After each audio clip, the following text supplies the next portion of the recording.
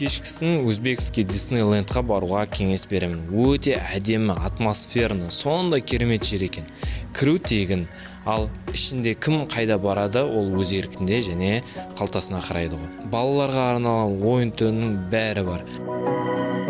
Океанариумға шейін бар.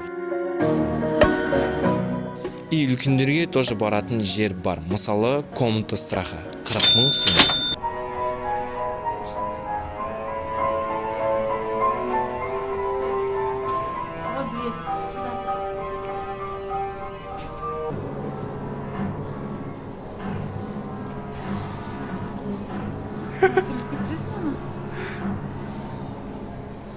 Тіріліп кетеді қазір.